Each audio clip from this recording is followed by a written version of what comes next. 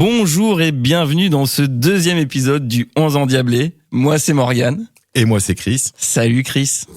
Oui, salut Morgane, tu vas bien? Ça va très bien et toi? Bah écoute, plutôt pas mal, hein. Encore une belle petite soirée de football aujourd'hui. Comme toujours, de toute façon à chaque fois qu'on va être là, on va parler beau football, donc de toute façon, voilà. D'ailleurs on se l'est dit, vous allez recevoir potentiellement un petit jour plus tard notre podcast, mais en fait on s'est dit que finalement ce serait pas mal d'avoir quelques matchs pour nous lancer, et nous mettre en forme et nous mettre dans le bain. Surtout quand on est sur des semaines de Ligue des Champions où il y a des matchs importants qui peuvent se jouer en tout début de semaine. Ouais, clairement. Voilà, c'est un peu aussi un des événements de la semaine, hein. C'est la reprise de la Ligue des Champions. On s'adapte au calendrier de football, forcément. Chris, je te propose de nous faire un petit rappel du podcast, du concept, pour les gens qui nous découvriraient aujourd'hui. Déjà le nom, le 11 endiablé, voilà, on dit déjà beaucoup de choses. Et donc notre idée, c'est justement de se mettre dans la peau de Domenico Tedesco et de créer la meilleure équipe des Diables Rouges possible avec tous les joueurs dont on a à notre disposition, même peut-être des diables en devenir qui ne sont pas encore des diables ou des diablotins. Donc nous, l'idée, c'est de suivre tous ces joueurs tout au long on va dire de cette année, on va dire, parce qu'on espère quand même aller jusqu'à la fin de l'année, même si on l'a titré En route pour l'Euro 2024. C'est un sous-titre. C'est un petit sous-titre pour nous situer, nous faire des saisons. C'est notre premier rendez-vous, mais on vous parlera plus tard d'autres rendez-vous justement qu'il y a cette saison. Donc voilà. Donc je propose à Morgane de nous faire un petit sommaire aujourd'hui du jour. Exactement. On va faire un tour d'Europe, tout simplement pour passer en revue les performances des joueurs belges les plus connus, les moins connus, dans leurs championnats respectifs, Angleterre, Espagne, Allemagne, Italie, France, et puis tous les autres championnats. Ensuite, on vous propose notre 11 de la semaine, avec une petite subtilité cette semaine, après le premier épisode de la semaine dernière, une liste de remplaçants. Un gros sujet, on y reviendra, un carton de la semaine, on y reviendra aussi. Les matchs à regarder, les gros matchs de la semaine. Donc là, on est dans une semaine de Ligue des Champions. Donc voilà, il y a peut-être des matchs qui seront un petit peu trop proches, mais on vous fait quand même la liste. Et puis on terminera avec des petits arrêts de jeu. Ça semble être un bon programme, ça? Ouais, c'est vraiment pas mal, hein. Franchement, Morgane, je sais pas, ça me met en haleine. Allez, on y va. Let's go, hein. Let's go. On a même des petites transitions maintenant et tout. Voilà. Putain, ça rigole plus. Ça rigole plus. Bon, première séquence du jour, le Tour d'Europe. Petit passage en revue des performances de la semaine, du week-end. On commence par l'Angleterre avec l'inarrêtable Kevin De Bruyne, 106 passes décisives en première ligue, en route vers le record de Fabregas qui est deuxième avec 111, même si le top 1 de Giggs à 162, ça va être compliqué à atteindre. Oui, mais 160, c'est combien? 162 les Giggs. En 632 matchs, hein. C'est ça. Attention, parce que Kevin De Bruyne n'est pas à 632 matchs, hein. Pour rappel, en ratio, je pense que Kevin De Bruyne est loin devant tout le monde. Il est stratosphérique. En ce moment, il est absolument stratosphérique, et en plus, donc, de la victoire ce week-end de Manchester City en championnat face à Everton. Il y avait le match ce soir de Manchester City en Champions League contre Copenhague, le FC Copenhagen. Et là, Kevin De Bruyne a encore sorti une masterclass, victoire 3-1 de Manchester City. Je pense homme du match, hein. Homme du match, très clairement. Il est impliqué dans les 3 buts. Il a marqué et il a mis 2 assists. Il est inarrêtable en ce moment, c'est un truc de ouf. Voilà, c'est sa saison. Le ballon d'or, c'est pour lui cette année. Doucement. Avis aux amateurs. Doucement, t'emballes pas trop. Ça va dépendre. Ouais, s'il continue comme ça, on peut l'espérer, hein. Pour le rappel, il était encore cette année dans le top 5. Donc voilà, pour la 3e année consécutive, il me semble bien. Il sera probablement dans le top 5 s'il continue comme ça, même si ça va effectivement beaucoup dépendre de la Ligue des Champions et de l'Euro 2024. Tout à fait. Voilà. Petit mot sur Doku aussi, qui a été pas décevant, mais qui a pas été aussi percutant et aussi clunch que durant les autres matchs, on va dire. Ce week-end contre Everton, il est resté muet, mais encore une fois pas mauvais. Et ce soir contre le FC Copenhagen, il était pas titulaire. C'était Grealish qui était titulaire à sa place. Grealish s'est pété au bout de 20 minutes. Oui, c'est ça. Il est sorti blessé et remplacement par Doku.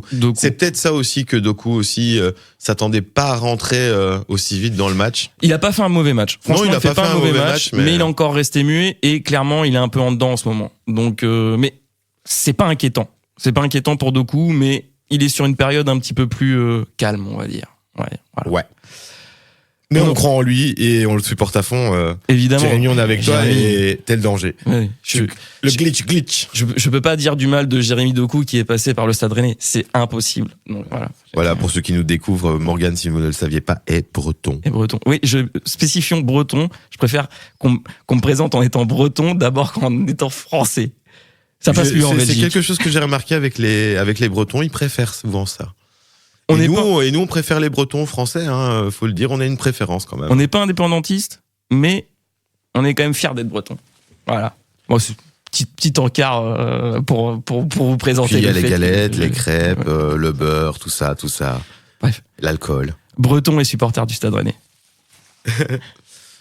On continue en Angleterre avec Trossard qui a participé à l'énorme carton d'Arsenal à West Ham. 6-0. 6-0. Ouais, ça fait longtemps, hein, score de kicker. À West Ham, ouais. Et Trossard qui a mis un petit but, ça fait plaisir. Il continue de faire une bonne saison avec Arsenal. Beau petit but en plus, hein. Je crois que c'est plein de lucarnes, il me semble bien.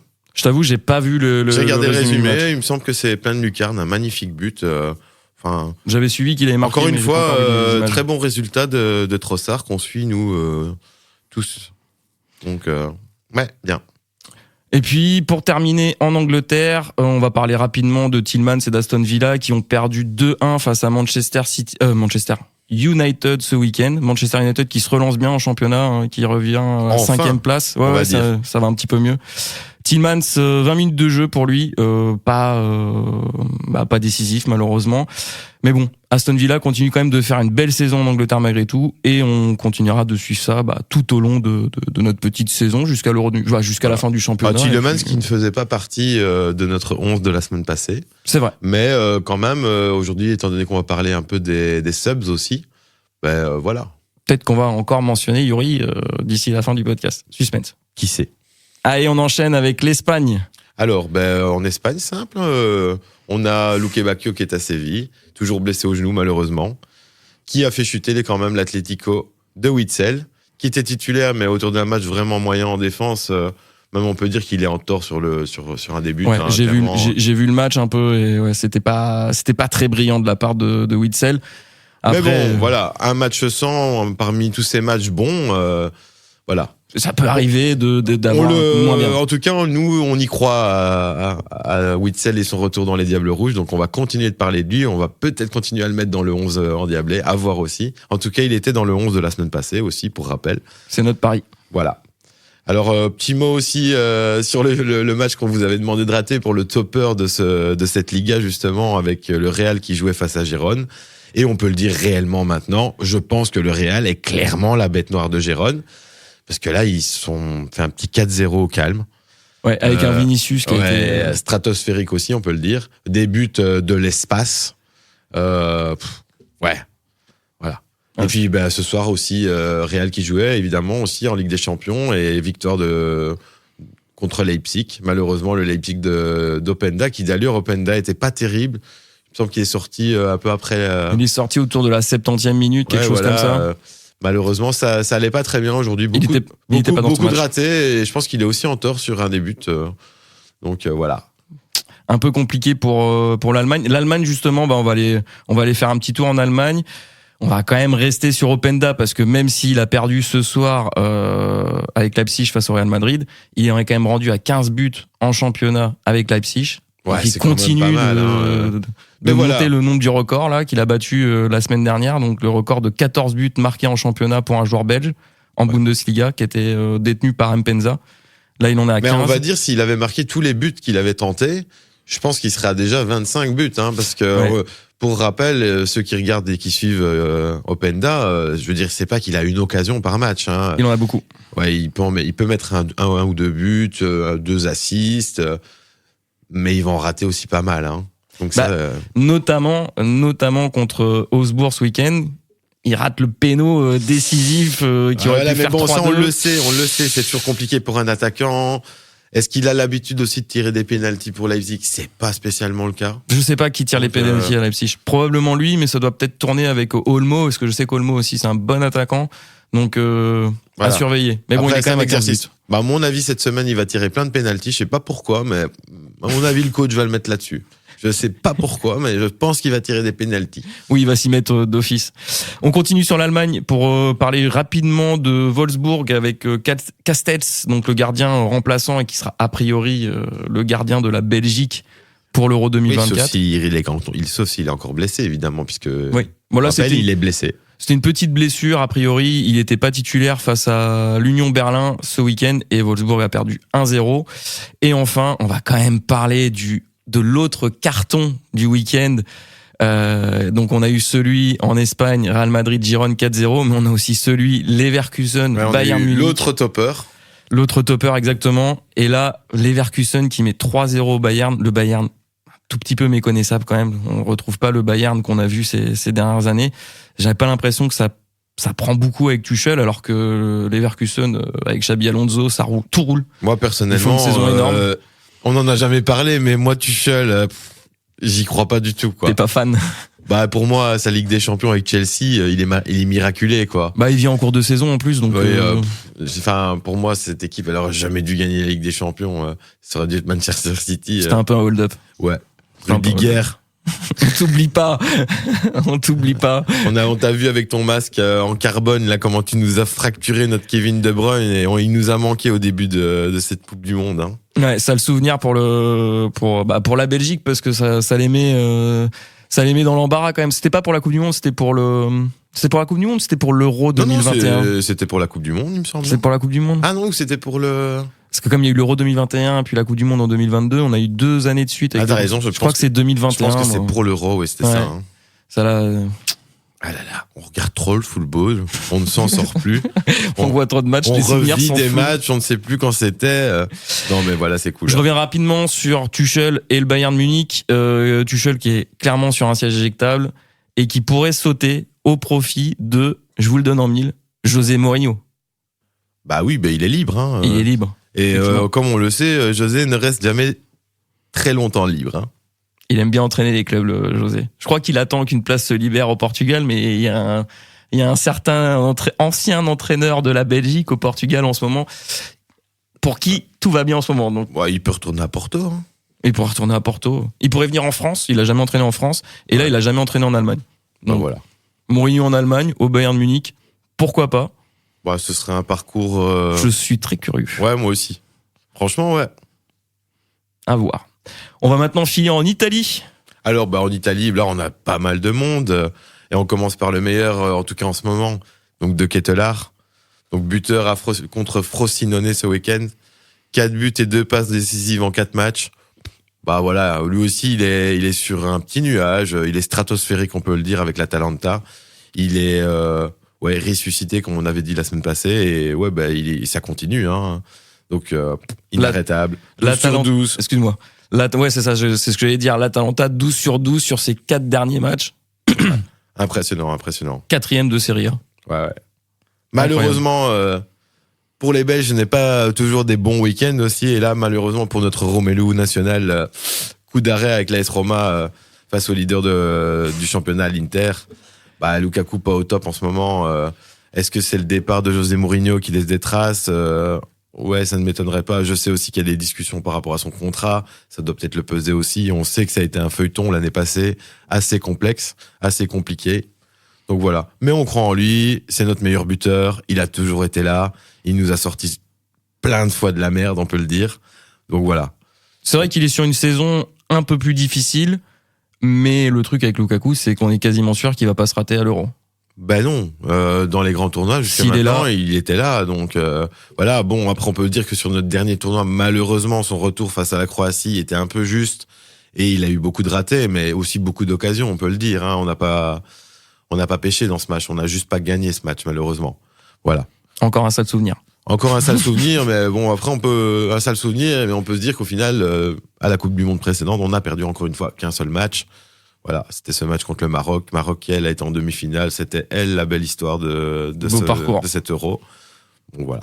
Ça change du parcours qu'ils ont eu à la CAN, là, où ça s'est vite arrêté pour le Maroc, alors que tout le monde les voyait favoris. Ils sont sortis en 8e. Ouais. Enfin, bref. Rapidement, on termine pour l'Italie avec Salemakers, qui, lui, était titulaire à Bologne ce week-end, et 4-0 face à Lecce. Et du coup, nouveau 5e de Serie A. Donc plutôt pas mal. Hein. Salemakers aussi, apparemment, a fait un très bon choix en bougeant. Ouais. Bon choix, Bologne, ça reste une bonne équipe. C'est une équipe moyenne d'Italie, mais ça reste une équipe où c'est sympa quand même d'avoir du temps de jeu. Hein. Moi, j'ai envie de voir l'AC Milan. Comment ils vont regarder tout ça s'ils se disent que tous les joueurs qu'ils ont revendus à des équipes concurrentes ont tous percé dans leur club. Donc on peut peut-être se dire qu'il y a peut-être un problème à l'AC Milan. Bah, il y a peut-être surtout trop de compétition aussi. L'AC Milan, ça reste un gros club avec un. Bah, De Ketelaere c'était peut-être un peu trop rapide pour lui d'aller directement dans un club du top italien, sachant que l'AC Milan était vraiment dans le top. Hein. Je veux dire, ça n'a pas toujours été le cas, l'AC Milan, mais c'est un club de légende. Mais ouais, non, c'est l'AC Milan, c'est sans doute trop compétitif pour De Ketelaere. En tout cas, quand il était l'année dernière, là, c'est vrai qu'avec Salemakers en plus, ils ont vendu, il pourrait y avoir quelques regrets sur ça. Et Origi aussi. Il y avait Origi aussi. C'est vrai qu'il y avait Origi à l'AC Milan. Et Astervranks. Astervranks qui est parti à Wolfsburg, exact, aussi, ouais. Ouais, il y avait beaucoup de Belges, c'est vrai. On avait 4 Belges l'année passée, on en a 0 maintenant. Et ils sont tous partis, ouais. Est-ce qu'ils vont le regretter? Par contre, pas mal de Belges en Serie A. Hein. Et on en aura d'autres, on suivra ces prochaines semaines, on en reparlera. On va maintenant filer en France, on va parler de la France, évidemment, mon pays. Ouais, pour le coup, je te le laisse. Oui, voilà. Tu peux me laisser parler de la France, il n'y a pas de problème. On va passer rapidement quand même sur le Stade Rennais, parce que qui joue au Stade Rennais? Arthur Théâtre. Ouais, voilà. Arthur Théâtre, qui est titulaire avec les Diables Rouges, donc forcément on en parle, et en plus c'est au Stade Rennais, donc moi j'en parle encore plus. Et c'est surtout un de nos défenseurs. Ça fait et bien. On sait que la défense, c'est un point un peu tendu en ce moment quand même. Donc on est content. Ouais. Et en ce moment ça se passe super bien pour Théâtre avec le Stade Rennais, même si les fins de match sont parfois un petit peu chaotiques et ça tremble un petit peu, mais en attendant, le Stade Rennais a encore gagné ce week-end en championnat, victoire à l'arraché 1-0 contre le Havre. Bon match de Théâtre, même s'il se fait quand même une grosse frayeur sur une action au début de match où il veut dévier un ballon de la tête sur un coup franc et il la tape contre le poteau, mais il suit bien et il la dégage direct. Par contre, il fait une grosse bourde, mais derrière, il est resté concentré pour la dégager direct, et ça, c'était propre. Et ça a surtout empêché le Havre de marquer. C'est la mentalité qu'on attend d'un de nos défenseurs. Donc, tu fais une erreur, tu te reprends, tu essaies directement d'aller récupérer le ballon. Moi, je trouve que c'est la bonne mentalité, et en tout cas, ça envoie le bon message aussi au coach. Ouais. Donc 7e match sans défaite pour le Stade Rennais et pour Arthur Théâtre. Les Rennais qui remontent à la 7e place de Ligue 1 à 7 points du podium, alors qu'il y a encore 7 journées, on était à 2 points de la zone de relégation. Là, ça fait plaisir, on respire. Et en plus, Arthur Théâtre et les Rennais sont qualifiés pour le quart de finale de Coupe de France après avoir battu Sochaux. Là aussi, gros carton, 6-1 je crois, si mes souvenirs sont bons. Voilà, ça fait plaisir. Et en plus, le tirage au sort de la Coupe de France a été clément avec nous, puisque le Stade Rennais va affronter une équipe de National 2, le Puy-en-Velay. Si là, Théâtre et les Rennais se craquent, c'est faute professionnelle, il n'y aura pas d'excuses. On part rapidement à Lyon pour discuter de Mangala et de Fofana. Donc ça, c'est les deux joueurs belges qui viennent d'être fraîchement transférés à Lyon, tout à fait, ça. De John Textor. Voilà, Mangala, donc tout le monde le connaît puisqu'il a déjà joué avec les Diables Rouges, il était à Nottingham Forest, il a débarqué à Lyon, et Fofana surtout, qui était à la Gantoise, ou à Gand, j'ai un petit doute, dites-nous si on dit des conneries. Hein. C'est la Gantoise, je pense. On va pas mal le prendre. Oui, et d'ailleurs, la Gantoise, avec tous ces joueurs perdus, qui est un peu dans la merde d'ailleurs maintenant, un peu plus cherche des solutions d'ailleurs. Ouais. Et donc Fofana qui est arrivé aussi à Lyon, Fofana très jeune joueur, 18 ans, que je pense pas beaucoup de gens connaissent, et encore moins s'il y a pas de gens qui suivent trop la Ligue 1. Mais peut-être que il y a plusieurs Belges, sachant qu'ils venaient d'une équipe belge, qui vont aller suivre les performances de Fofana avec Lyon. Et Lyon, ça se passe quand même plutôt bien depuis la trêve, depuis la reprise. Ils ont encore gagné ce week-end à Montpellier, 1-2. Et en Coupe de France face à Lille, où Mangala et Fofana étaient titulaires et où les deux ont été bons. Ouais, ça, tout à fait. Ouais, on a regardé ce match. Les deux ont été vraiment plutôt pas mal. On peut même dire qu'ils ont joué un peu ensemble aussi. Donc Mangala a beaucoup cherché Fofana. Et on le sait que pour une équipe compétitive à un niveau d'un tournoi pour les Diables Rouges, en tout cas d'avoir des joueurs qui jouent ensemble en club, c'est un plus. On le dit. Hein. Après, Fofana, ça reste un gros pari parce qu'il a que 18 ans, il a pas encore été sélectionné. Je sais pas trop où il en est par rapport aux sélections des jeunes chez les Belges. Voilà. Après, ça pourrait être la surprise de Domenico, hein. Pourquoi pas. À voir, à suivre. À suivre. En tout cas, ça promet des matchs intéressants pour les deux à Lyon. Donc je vous conseille, si vous avez le temps ou si vous avez possibilité de regarder les matchs de Ligue 1, allez voir un peu ce que ça donne à Lyon et vous verrez un petit peu les performances de Mangala et de Fofana. On va terminer ce petit tour. Excuse-moi, vas-y Chris. J'allais justement enchaîner. Parfait. Et voilà, simplement de faire notre petit passage. Donc on fait le tour d'Europe, mais aussi on est un petit pas entre l'Europe et l'Asie. Vous devinez très très bien de quel pays on va parler. On va parler d'abord de la Turquie. Donc ici, adaptation rapide de Meunier à Trabzonspor, 2 passes D déjà. Donc en une semaine, c'est plutôt pas mal. 2 matchs. Voilà. 2 matchs de passe D. Et alors on a aussi Dries Mertens, buteur avec le Galatasaray, contre le Başakşehir. Ouais, c'est un peu compliqué. Voilà, Başakşehir. Ouais, non, c'est bon. Ouais, Chichi pourra peut-être donner des cours de prononciation. Ouais, pourquoi pas. Petite dédicace à Chichi, si elle écoute. Et donc 2-0, Dries Mertens, toujours décisif à son âge, et il continue de bien jouer et d'enquiller les buts. C'est quand même, on peut le dire, un joueur qui aura mis le plus de buts dans sa carrière. Hein. Super joueur, Dries Mertens. Donc voilà. Merci à Dries, et on espère toujours qu'il fera de bons résultats. Et il pourrait être aussi une surprise en subs. Qui sait? Voilà. J'y crois pas trop, mais sait-on jamais. Voilà. Je pense pas que ce soit l'optique de Tedesco, mais ça reste le football et on est à l'abri de rien. Allez, on revient chez nous maintenant avec le Pays-Bas, enfin chez nous. Les voisins. À côté de chez nous, les voisins, où là on a évidemment notre Bakayoko et au PSV qui continue d'écraser l'Eredivisie, on peut le dire. Ce week-end encore, ils ont gagné 1-5 face à Volendam. Bakayoko pas décisif, mais toujours auteur d'un bon match. Voilà, je pense que le fait qu'il soit sur le terrain, ça crée des espaces aussi. On le sait qu'il a cette capacité un peu docuesque aussi de glitcher, de changer de direction, de tourner. Ça va trop vite. Ouais, ça va vite. Ça va trop vite. On a des belles ailes en tout cas qui sont en devenir dans notre équipe des 11. Ouais, et Bakayoko et le PSV qui écrasent, mais littéralement, allez voir le classement et le nombre de points d'avance qu'ils ont sur le deuxième, c'est hallucinant. Il y a plus de suspense aux Pays-Bas. Si vous suivez le championnat des Pays-Bas, désolé, mais il y a déjà plus de suspense. Bah voilà. Après, très cool pour le PSV. Je pense qu'il courait aussi après un titre, donc c'est bien qu'il se relance aussi. Voilà. Alors maintenant on retourne là, on peut le dire chez nous, en Belgique. Avec ce week-end, là on a un ancien Diable Rouge en tout cas qui a fait un doublé avec l'Antwerp, c'est Alderweireld. Alors bon. Il a dit quand même que potentiellement il pourrait être dispo si jamais on l'appelait. Donc on peut toujours en parler, c'est pour ça aussi. Et puis voilà, c'est toujours pas mal, un doublé quand même d'un défenseur avec 2 pénaux. Voilà, 2 pénaux, mais bon voilà, quand même doublé, c'est le capitaine en même temps de l'Antwerp. Donc il est là. Il est soulier d'or en plus, voilà, il est dans une forme incroyable. Et pour la petite anecdote, c'est moi qui ai relancé sa carrière. Ah oui, c'est vrai. Je vous raconte une fois un jour cette histoire, mais c'est moi qui lui ai relancé sa carrière. Voilà. Voilà. Maintenant, on part en Anderlecht avec Vertonghen et Torgan Hazard. Donc, qui cette fois-ci continue sur sa bonne lancée en fait de son but avec Anderlecht. Et donc maintenant, il est devenu homme du match ce week-end avec 2 assists. Donc, cool. Hazard, ça fait plaisir. Voilà, Hazard, ça fait plaisir. Voilà. Ça fait quelques points aussi que Anderlecht peut grappiller sur Saint-Gilles. Ouais, oui, parce que Saint-Gilles a fait match nul 2-2, je crois, face à Westerlo, si mes souvenirs sont bons, qui a lâché un petit peu de points. Bon, il lâche 2 points, ils ont une belle avance, mais il lâche des points quand même. Mais ils perdent pas. Ils ne perdent pas, et ça c'est le principal. Et surtout, on rappelle quand même qu'ils jouent jeudi leur barrage d'accession à la Ligue Europa Conférence contre Francfort. Ça risque d'être assez compliqué pour jeudi, mais c'est jouable. Ils sont pas sur une. Est-ce qu'ils récupèrent déjà leurs joueurs de la CAN? Oui, ils ont déjà récupéré les joueurs de la CAN.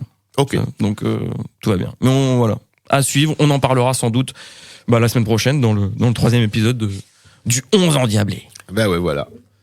Voilà, petite transition. On va passer à la suite. Justement.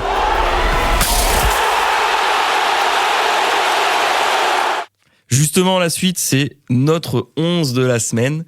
Alors, si vous n'avez pas écouté le premier épisode, on va revenir sur le 11 qu'on vous a proposé la semaine dernière. Le 11 de la semaine dernière, c'était Castells dans les buts, Meunier à droite, Witsel et Théat dans l'axe de la défense, Vertonghen à gauche. Au milieu, un petit trio KDB, Trossard, Mangala. Et devant, l'inarrêtable trio Lukaku, Doku, Bakayoko.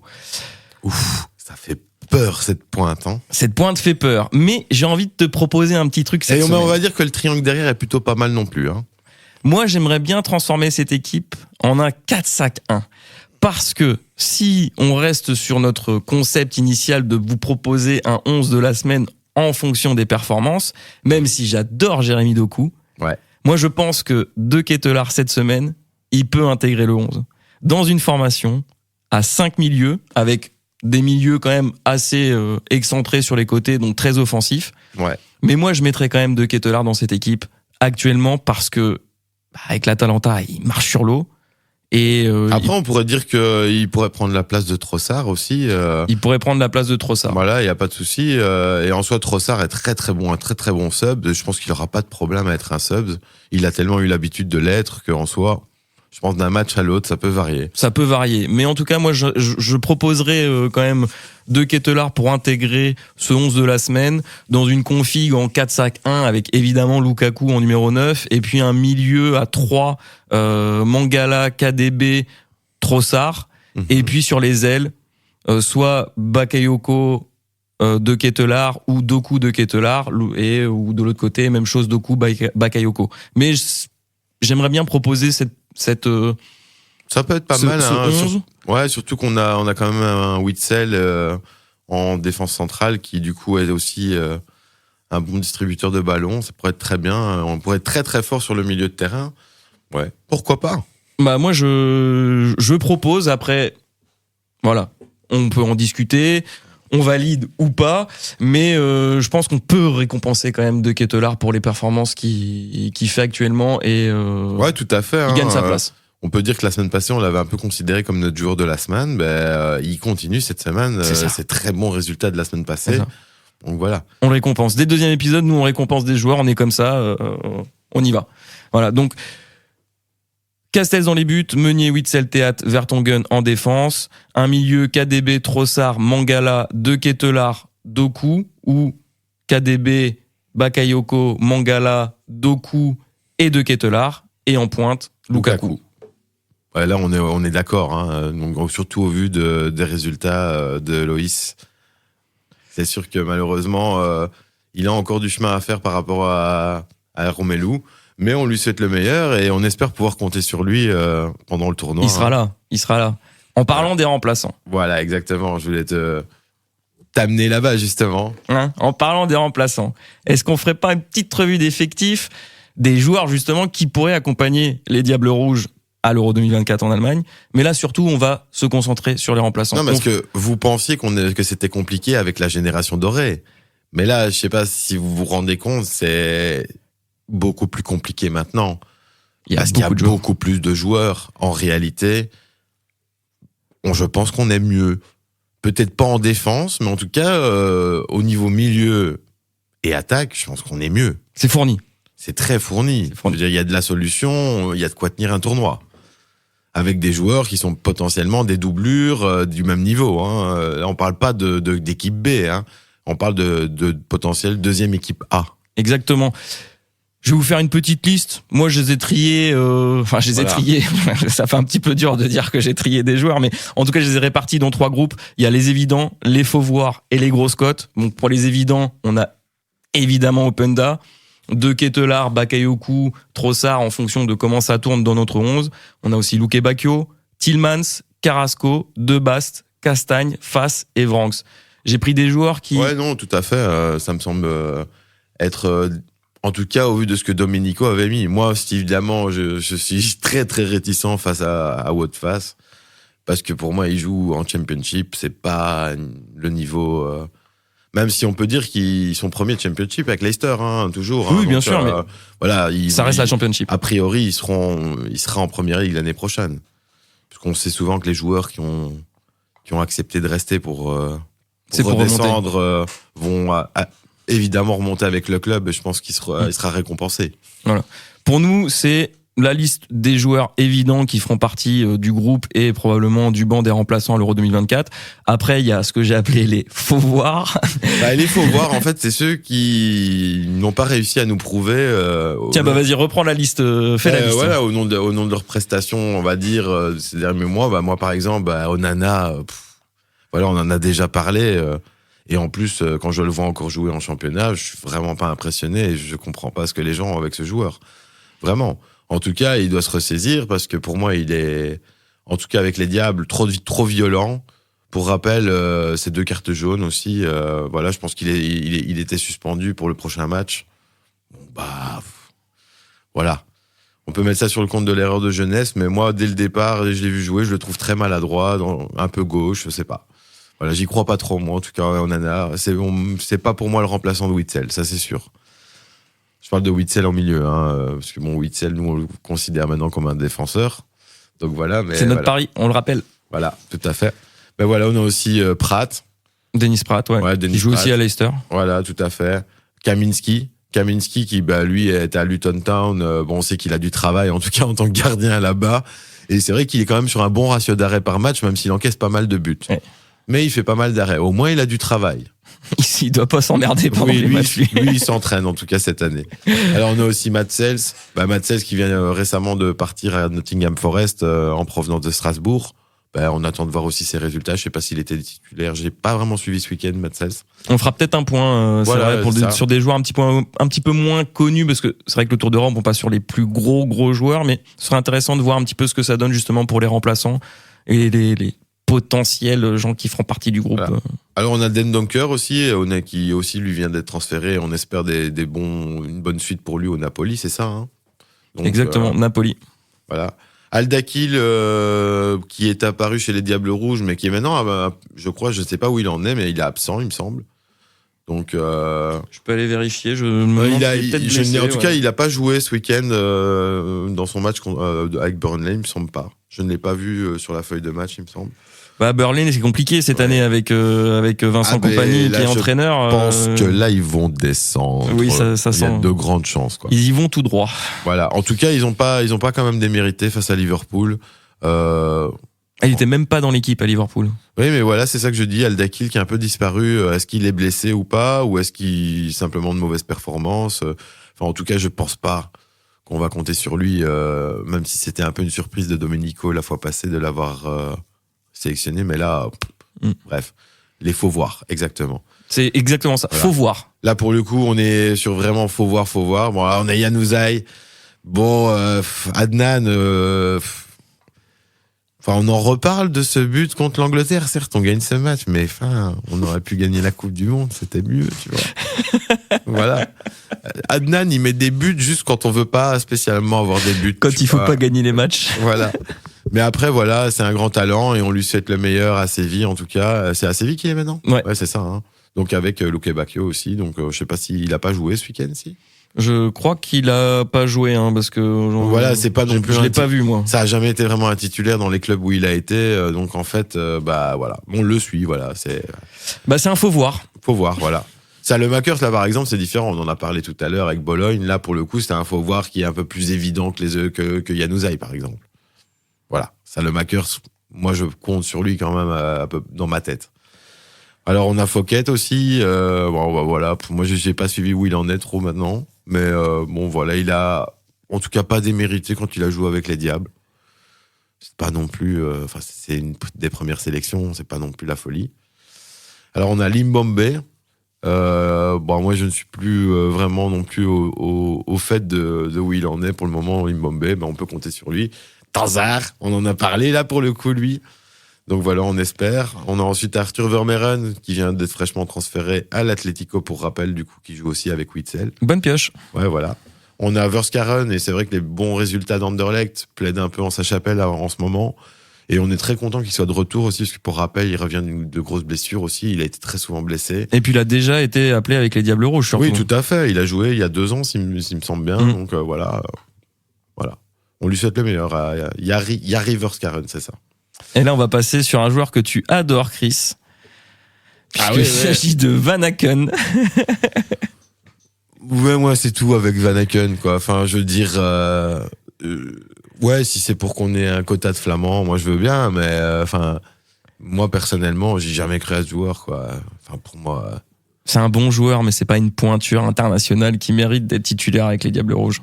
Au vu de ce qu'on a, c'est un bon joueur. Hein. Ouais, non, mais au vu de ce qu'on a dans l'escarcelle, je me vois mal aller reprendre un Van Aken, quoi. C'est vrai qu'en plus, il est plus tout jeune, hein. tu vas prendre si tu prends un Van Aken, tu ne pourrais pas prendre un Luke Bacchio. Je sais pas, tu vois. Non. Enfin, après, il faut voir si Luke Bacchio sera retapé et s'il fait du résultat avec Séville, parce que pour rappel, il est toujours blessé aussi. Hein. Ouais, j'espère qu'il sera. Donc j'espère là, pour le lui. moment, on compte sur ces joueurs, mais on n'a pas de nouvelles, on ne sait pas où ils vont en être, en tout cas. Hein. Donc c'est aussi notre premier subs, hein, donc voilà. Alors on a aussi Boyata. Bon, Boyata, voilà, est-ce qu'on compte vraiment? Domenico n'a pas compté une seule fois sur lui, en tout cas depuis qu'il est arrivé, donc je sais pas si on peut vraiment encore parler de Boyata. Il fait partie des faut voir, on sait jamais. Voilà, faut voir.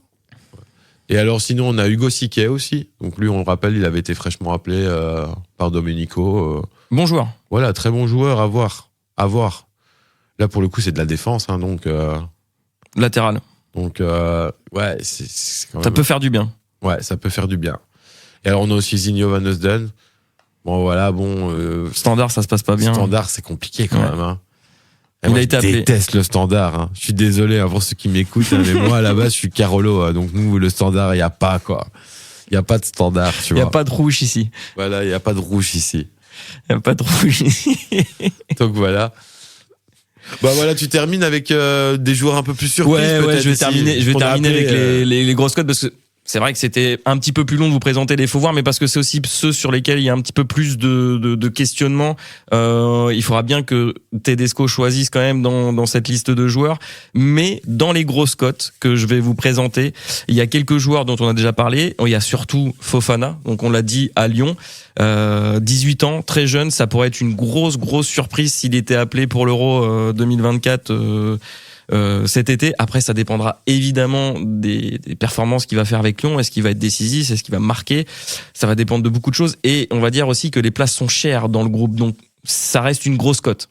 Les grosses cotes, il y a aussi Thibaut Courtois qui, malgré le fait qu'il ait annoncé qu'il ne... il n'a pas encore rejoué officiellement avec le Real, donc tant qu'il n'a pas vraiment rejoué, on peut pas dire... Maintenant, c'est vrai que s'il rejoue dans les semaines qui suivent, ici, on peut se dire que avec 3 mois dans les pattes, il devrait être là. C'est ça. C'est pour ça que je l'ai mis dans les grosses cotes. Là, on va savoir. Ça, il pourra pas se cacher derrière son doigt, là. Hein. Non. Donc, voilà. Surtout s'il joue. S'il joue, ça la fout mal de pas aller à l'Euro 2024. Mais ça reste quand même une grosse cote. Parce que s'il va pas à l'Euro 2024 alors qu'il est apte à y aller, il pourra juste se cacher derrière son seum. Hein. Le fameux seum de Thibaut. Désolé Thibaut, ça ne te lâchera jamais cette histoire. T'as trop le seum. Désolé pour toi. Dans les autres grosses cotes, on a aussi, on l'a mentionné tout à l'heure, Alderweireld, qui a quand même fait un petit appel du pied à Tedesco, donc il pourrait se retrouver amener cette expérience qui pourrait manquer dans certains. Je vais te dire franchement, certains moments. Dans l'idée où on a quand même mis Vertonghen la semaine passée, tu vois, en défense. Pourquoi pas Alderweireld? C'est vrai que d'avoir quand même quelqu'un d'expérience. Je sais on avait aussi mis Meunier la semaine passée, qui est aussi du coup quelqu'un d'expérience. Voilà. Pourquoi pas? Pourquoi pas? Ça fait partie des grosses cotes. Dans les grosses cotes, on a aussi Mike Trésor. Mais malheureusement, Mike Trésor, il est à Burnley, quoi. Ouais, il est à Burnley, c'est un petit peu compliqué. Ça plaide pas vraiment pour lui, hein, parce que mais on sait jamais pas que ça empile des buts à Burnley, quoi, tu vois. J'ai mis des grosses cotes, hein. J'ai vraiment mis des grosses cotes. Hein. Lui, très grosse cote, hein. On est sur du 50 contre 1, là, au moins, quoi. Dans les grosses cotes aussi, il y a Duranville. Donc, Duranville, qui est un très jeune joueur et qui joue au Borussia Dortmund. Malheureusement, il joue pas beaucoup en ce moment parce qu'il est blessé et ça fait un petit moment qu'il est blessé. Il avait fait une apparition très rapide l'année dernière. Dernier match de championnat. Mais bon, vu l'âge Dortmund. qu'il a, il a le temps. On veut pas qu'il se brûle les ailes. Ouais. Prends ton temps. Y a pas de souci. Mais par contre, voilà, c'est level Neymar. Hein. Ouais. C'est quand il est pleine forme, ça risque de faire très très mal. Ouais. Encore un joueur virevoltant sur une aile à la type Doku, Bakayoko. Vous allez devenir insupportable, les Belges. Vous allez devenir insupportable. Quand on vous dit qu'on en a sous le coude, vous pouvez nous croire. Hein. Ouais, ça va être compliqué d'arrêter ces joueurs.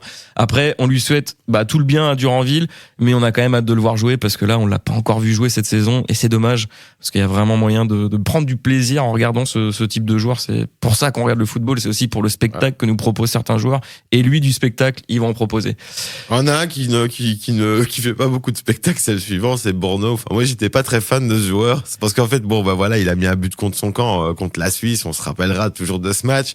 tellement que des petits malins avaient été changés sur Internet sa nationalité sur Wikipédia. pour lui donner la nationalité suisse. C'est bon, ça? Et on aime des fois ces petites blagues sur Internet. Ouais.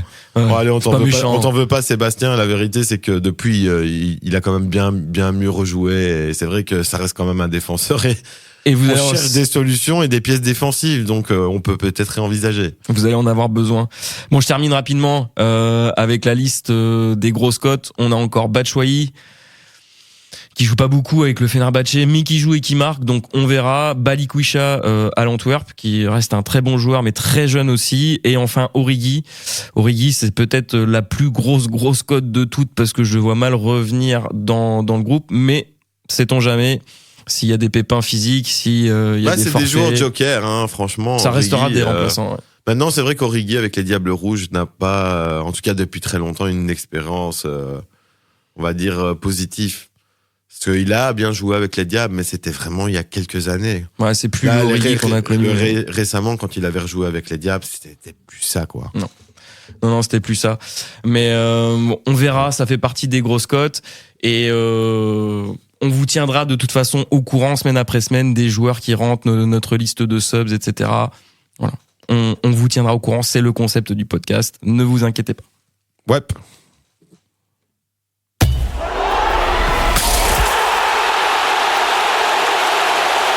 Et voilà, avec transition, voilà, vous la connaissez maintenant, notre petite transition. Notre petite jingle. On passe tout de suite sur le gros sujet de la semaine. Alors, le gros sujet de la semaine, cette semaine, c'est le tirage au sort de la Ligue des Nations, pour ceux qui n'avaient pas suivi. Je sais que c'est pas très intéressant, normalement, la Ligue des Nations, mais là, on a du lourd. Bon, pas de suspense, la Belgique, on est dans le groupe de la mort. Et quand je parle de groupe de la mort, c'est nos deux derniers, on va dire, deux de nos gros derniers adversaires des derniers tournois, on va dire, et qui ont fait des résultats dans ces tournois. Je veux dire la France, l'Italie et l'Israël, qui va se faire corriger, je pense, quoi. Par contre, je sais pas s'ils espèrent quelque chose. Quelle est la cote que l'Israël se qualifie pour la Ligue des Nations? Je pense que là, on est sur du 180 contre 1, à mon avis. C'est plus que ça. C'est beaucoup plus que ça. Voilà. Mais bon, je mettrais 1 euro là-dessus quand même. Pourquoi pas? Impossible. Donc, voilà. Un groupe beaucoup trop fort pour Israël. Ils doivent se dire, bon, comment on va faire, nous? Parce que là, on prend l'Italie, la Belgique et la France. Ah ouais, mais non, mais. Déjà, la première question, là, ils prennent du top 5 mondial, hein. Ouais. C'est chaud, hein, quand même. Ouais, c'est compliqué. Et forcément, dans ce groupe, il y aura un malheureux, évidemment le 4e, mais il y aura un deuxième malheureux avec un 3e, puisqu'on le rappelle, la Ligue des Nations change un petit peu de format cette année, oui, avec l'introduction de 4 nouvelles équipes qualifiées pour le tour suivant. Donc on n'est plus sur un format où ce sont les 4 premiers de chaque groupe qui sont qualifiés pour un tournoi. On est plus sur un format Coupe du Monde, du coup, où c'est 2 qualifiés. Il y aura 8 équipes pour un tournoi à 8, forcément, pour l'été 2025, si je me trompe pas. Mm-hmm. Et ce sont les 2 premiers de chaque groupe qui sont qualifiés. Donc dans un groupe comme ça, il y aura forcément l'Italie, la Belgique ou la France qui va sauter. Ouais. Tu vois plus qui, toi? Moi, dans ce groupe-là, sauter. En dehors d'Israël, évidemment. Moi, je verrais l'Italie peut-être sauter.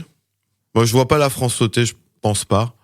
Merci, merci Chris. Non, voilà, même si j'ai envie de dire, ouais, la France, elle saute, évidemment, au fond de moi, mais non. Non. Par contre, l'Italie, c'est vrai que elle m'a un peu déçu. Pour rappel, elle a aussi eu encore assez de mal à se qualifier ici. Et on rappelle qu'ils n'ont pas participé à la dernière Coupe du Monde. Ouais, tout à fait. Donc, ouais, l'Italie, c'est un peu tout ou rien, cette équipe, donc je sais pas. Je les verrais potentiellement, moi je mettrais premier la Belgique ou la France. Tu prends pas de risque, Suivi de l'Italie et Israël. Ok. Voilà. Ok. Moi de mon côté, je dirais évidemment la France, même si bon, j'ai pas envie de passer pour le français de base en disant oui, France et tout. Non, c'est juste par rapport aux présences et aux forces actuelles. Je pense que la France a largement les joueurs et le niveau pour finir premier de ce groupe. Après, ça risque d'être compliqué contre la Belgique, on va pas se mentir. L'attaque de la Belgique, le milieu, on va jouer la gagne, hein. Oui, évidemment, j'espère pour clairement, là, on a la nouvelle génération qui va avoir envie de corriger, on va dire, les erreurs du passé. Les erreurs du passé. Donc voilà. J'espère qu'on a appris de ces matchs, qu'on a appris à avoir un peu de vice aussi, parce qu'il en faut dans ce genre de tournoi. On s'en souvient. On s'en souvient un petit peu de vice. Mbappé est resté dans les mémoires collectives. Même si la Nations League n'est pas, on va dire, le truc le plus fou, on va dire que là, c'est des belles affiches. Et pour les amoureux de football, Belgique-Italie, Belgique-France, Italie-France, France-Belgique. Ça reste des énormes affiches pour la Ligue des Nations. C'est vrai que c'est une compétition jeune qui a pas forcément encore pris, mais qui va prendre parce que les matchs sont hyper intéressants. C'est que des grosses équipes qui s'affrontent. C'est quand même une ligne au palmarès. Ouais, tout à fait. On l'espère, cette ligne. Voilà. Première. On prend. C'est une ligne, on prend. Exactement. C'est un trophée, on prend. Première édition, c'était le Portugal qui l'avait remporté. La deuxième, c'est la France, évidemment. Big up Karim, qui a été coupé de la photo. Putain, les bâtards, la Fédération française de football, ils font la promotion du tirage de la Ligue des Nations. Ils prennent une photo où il y a tous les Français qui sont en train de célébrer la victoire et ils coupent et ils gardent que les blancs et tu vois, genre les mecs pas trop colorés, on va dire. Ils zappent. Les mecs pas trop colorés. L'équipe de France. C'est compliqué, ça. C'est toute l'équipe alors qu'ils zappent. Il y en a quand même quelques-uns, faut pas exagérer. Mais tu vois, ils zappent Pogba, ils zappent Matuidi, ils zappent Karim Benzema sur cette photo. Bon, après Pogba, on peut pas lui en vouloir. Il vient d'être pris dans des sales affaires de dopage, donc à un moment donné. Quelque part, je pense que c'est même limite plus Pogba qui était problématique dans cette histoire d'image. Voilà. Mais quand même, il met une photo. Tu mets vraiment le doigt sur la problématique de l'équipe de France. Et voilà. On a quand même un historique quand même de joueurs avec des attitudes borderline dans leur vie privée, etc. C'est compliqué. Enfin, bref, c'était petite aparté sur cette photo, moi, qui m'a fait réagir cette semaine et que j'ai trouvé un petit peu abusé de la part là, de tu la donnes Fédé. le bâton pour te faire battre. C'est pas moi qui suis venu avec ce sujet. Non, mais c'était quand même abusé, c'est de la part de la Fédération française de football de zapper Pogba, de zapper Benzema sur cette photo. Il y avait aucun intérêt, ils auraient pu mettre vraiment la photo de tout le monde et tout le monde aurait été content. Là, pourquoi couper? On ne sait pas. Enfin, c'est vraiment bizarre comme move. J'aime pas trop le climat, mais bon. Bref, on enchaîne. Pour terminer rapidement sur le gros sujet de la semaine qu'avec des Nations, on va voir des beaux matchs, on va vous en parler, on va préparer tout ça. Ça nous donne aussi nous l'occasion de faire des petits pronos aussi, faire des petits pronos et puis une bonne occasion de potentiellement faire une saison 2 autour de la Ligue des Nations en cette fin d'année et début d'année 2025. D'ici là, on aura bien rodé notre concept, etc. Donc on espère qu'on sera là aussi pour la Ligue des Nations. Et on va enchaîner avec le carton de la semaine, une de nouvelles séquences. Jingle.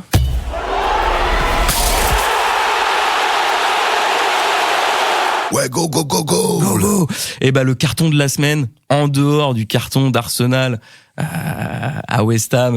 Ou d'un carton rouge ou d'un carton jaune qu'un joueur aurait pu prendre cette semaine. Voilà. On va vous parler du carton bleu qui serait introduit très bientôt en tant que règle officielle et être utilisé par l'arbitre lors d'un match. Donc le carton bleu, qu'est-ce que c'est? Ce serait un carton qui permettrait à l'arbitre de renvoyer temporairement un joueur du terrain pendant 10 minutes. Voilà, ça c'est la règle. Un peu comme ce qui se fait en rugby. Exactement. Avec le carton jaune de rugby. Exactement, c'est exactement la même règle. Il faut que j'arrête de dire exactement, ça fait 3 fois. Désolé, si on a des petits tics verbaux aussi, il faut pas hésiter à nous le dire. On débute, on n'est pas des professionnels, donc on dit forcément des bêtises. N'hésitez pas à nous le dire et à nous corriger, on est là pour s'améliorer. Bref, le carton bleu, il s'est déjà pris un petit carton bleu en fait cette semaine parce que la FIFA est revenue sur le truc en mode en fait le carton bleu on n'est pas trop sûr. Ok, c'est en test en FA Cup sur certains matchs, mais pour l'instant il n'y a pas de plan. Ils n'ont pas tiré de plan sur la comète a priori sur le carton bleu. On le sait que le football a du mal à évoluer. C'est pas le football américain là pour le coup. On a regardé quand même le Super Bowl cette semaine. Voilà, c'était l'événement de la semaine. Mondial, on peut le dire, télévisuel mondial. Statistique de folie. Voilà. Et c'est vrai que là, on apprécie quand même de voir un sport aussi qui est vraiment dans le moderne, dans l'évolution, on utilise les dernières technologies, toutes les décisions de l'arbitre sont écoutées, au même titre que le rugby d'ailleurs aussi. Les suivis statistiques, c'est pareil, ils sont à fond là-dedans.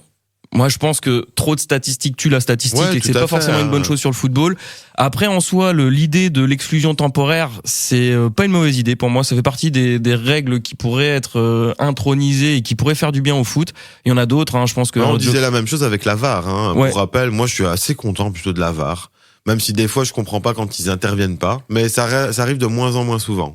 Mais c'est vrai que la VAR, il y a un temps d'adaptation, il y a toujours un temps d'adaptation, il y aura toujours des temps d'adaptation pour l'intronisation de nouvelles règles dans le football, mais celle-là, je pense que elle pourrait avoir une utilité.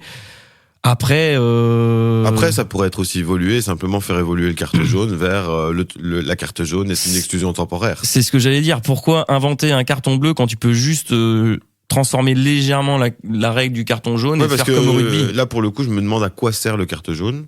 Donc c'est plutôt presque un carton orange en fait, parce que du coup, est-ce qu'il est plus important que le carton jaune? Non. J'avais l'air de dire que si tu prenais un jaune et un bleu, c'était rouge. Oui, deux bleus, rouges. Voilà, donc ça équivaut à plus ou moins une carte jaune. Donc à quoi ça sert? Moi, faisons évoluer la carte jaune et on lui adjoint 10 minutes. Je comprends pas le principe. Voilà. Je t'avoue, le carton bleu, je comprends pas le principe. Voilà. Je comprends la règle. Et pourquoi bleu aussi Ça, moi, j'avoue, j'aurais pensé mettre le orange limite entre les deux. Alors à ce moment-là, c'était limite cohérent parce que tu as l'impression qu'une exclusion, c'est quand même un peu plus que simplement un avertissement. Et puis c'est un truc qu'on dit quand même souvent quand on regarde un match de foot, c'est il y a un carton jaune un peu appuyé, on dit ouais là c'est plus jaune orangé que, voilà, que jaune. Donc ça aurait été logique. Mais moi je pense que tout simplement changer la règle du carton jaune, ça se transforme en exclusion temporaire de 10 minutes. Si tu te fais exclure 2 fois 10 minutes, t'es dehors pour tout le reste du match. Ça devient un carton rouge. Ça me semble pas mal. C'est aussi simple que ça. Pourquoi le carton bleu? Pourquoi ce qui pourrait être pas mal, surtout, c'est que le coach aura l'occasion de pouvoir parler peut-être avec son joueur pendant ces 10 minutes et peut-être de le sermonner ou lui dire, écoute, voilà, tu te reprends ou alors je te sors. Ouais, réajustement tactique. Voilà, tout à fait. Ça pourrait être sympa. Ça pourrait amener des choses potentiellement intéressantes et aussi peut-être éviter certaines violences dans le jeu. Ça inciterait certainement les joueurs à faire moins de fautes. Voilà, parce que bon, on a quand même des matchs, parfois c'est vraiment...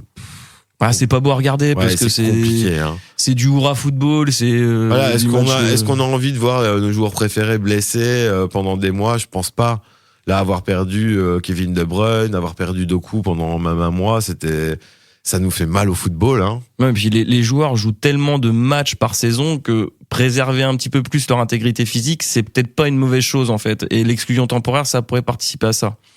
Mais bon, voilà, on voulait vous parler du fameux carton bleu, notre carton de la semaine. Qui s'est déjà pris un carton bleu par la FIFA?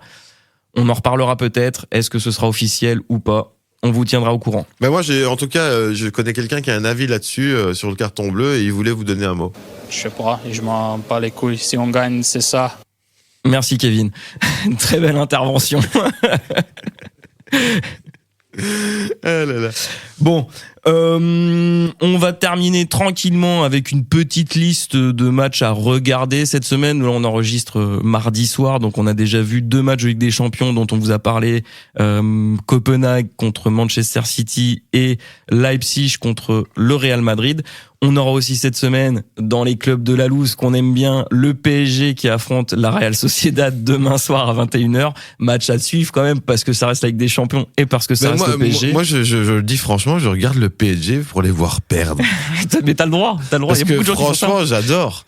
Parce qu'ils pensent toujours qu'ils vont l'avoir et puis c'est de pire en pire. Et donc cette année, à la barre, j'avais même dit que je les voyais pas qualifiés pour les 8e, tu vois. Et là, ils ont eu le meilleur tirage avec la Sociedad. On va pas se mentir. Ouais, mais bon, après, ils jouent contre une équipe de Liga et une équipe de Liga qui se défend pas mal, hein, quand même. C'est vrai, mais qui a beaucoup de blessés. Ouais. Beaucoup de blessés. Là, ils ont encore perdu des joueurs le week-end dernier. Enfin, c'est compliqué la Real Sociedad, mais ça reste une bonne équipe.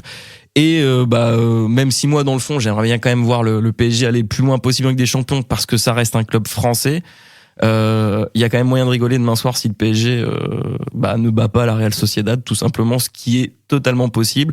Avis aux parieurs, un petit billet sur la Real Sociedad, la cote doit être belle. Ouais, je pense que la cote doit être pas mal, en fait.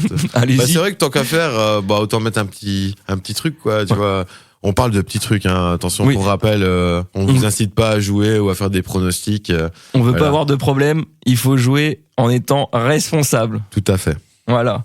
Mais la petite cote de la Sociedad demain soir, c'est jouable si vous nous écoutez d'ici là. Dans les autres matchs de la semaine, on aura aussi Feyenoord, AS Roma en Ligue Europa. Donc ça, c'est des barrages.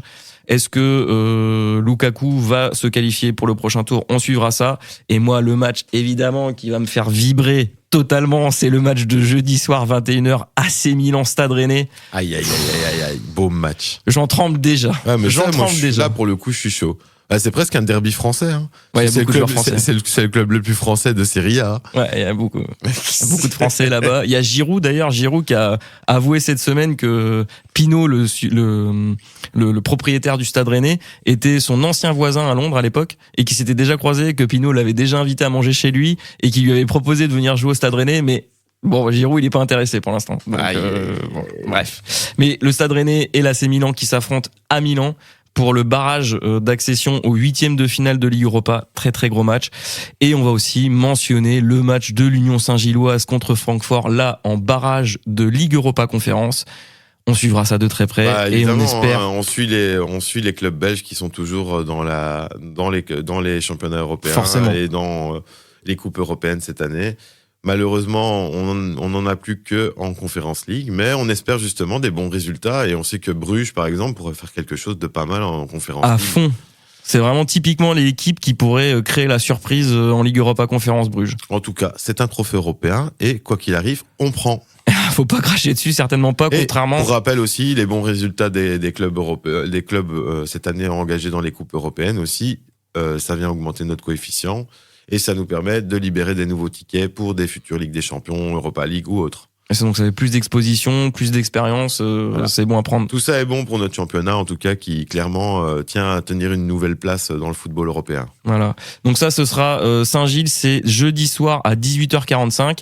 Et pour terminer sur les matchs à ne pas rater cette semaine, on a quand même une grosse affiche en Première Ligue. Samedi, aïe, aïe, aïe, aïe. City-Chelsea, 18h30. Je donne pas cher de la peau de Chelsea, je t'avoue. Mais ils sont capables de surprise. Ouais, voilà, Chelsea face à Man City. On a déjà vu des trucs qu'on comprend pas. Le match aller, si je me souviens bien, ça fait 4-4 au final. Ouais, c'est pour ça que je le dis. Hein. C'est pas gagné, ouais, ce match. Chelsea qui est C'était le meilleur match de Chelsea pour le coup. Ils prennent 4 buts, mais ils en mettent 4 aussi. Donc, face à City. mais face à City. Pas n'importe qui. Voilà, et City, pareil. Je crois que c'est le seul match où City a pris 4 buts. Sans doute. Donc Voilà. c'est le match du week-end à regarder. En tout cas, foncez si vous avez l'occasion de voir ce match, n'hésitez pas. Et puis on va terminer en parlant, évidemment, dans nos petits arrêts de jeu. On va faire rapidement parce que ces arrêts de jeu, faut pas non plus que ça dure trop longtemps. Mais on voulait revenir quand même sur l'incroyable victoire de la Côte d'Ivoire à la CAN. Les miraculés. Quel Ouais. parcours improbable.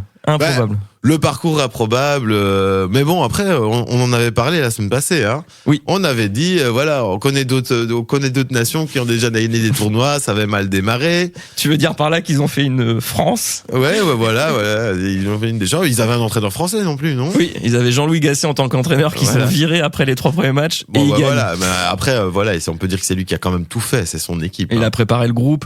Après, c'est Emers Faye qui a pris la relève. Et contre toute attente, après le 4-0 qu'ils ont pris contre la Guinée équatoriale en dernier match de poule, ils se sont qualifiés grâce au Maroc. Ils ont battu le Sénégal en 8e, le Mali en quart, en demi le Congo. Bah, voilà. Et pour terminer par le Nigeria en finale, bah bravo eux, franchement. Ouais, bravo aux éléphants. Hein. Personne n'aurait mis, je pense, 1 euro sur la victoire de la Côte d'Ivoire après le match de la Guinée équatoriale. Bah moi, Impossible. je l'ai donné quand même comme potentiel challenger, on va dire, parce qu'ils jouaient chez eux. Et on le sait, l'engouement du football, avoir son public, c'est quand même C'est un plus. quelque chose. Et je pense que ça les a clairement aidés. Hein. Surtout que les stats sont pas mal en fait. Hein. Donc ouais, non, c'était cool.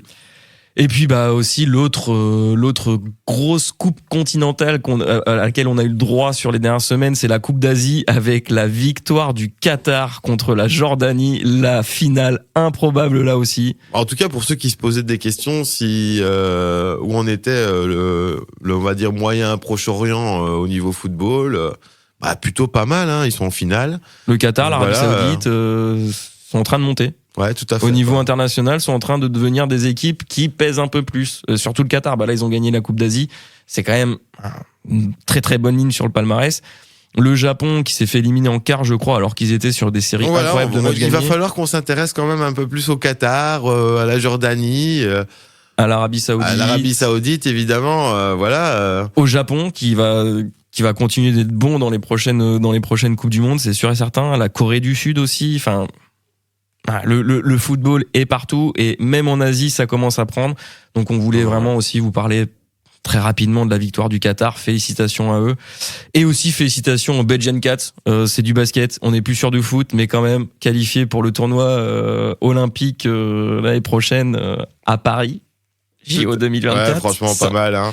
Et puis bon, faut se dire aussi qu'elles ont joué un match contre les numéros 1 mondial, donc les États-Unis, et elles ont été battues au buzzer, donc de 1 point. À 0,2 secondes de la fin du match. Voilà.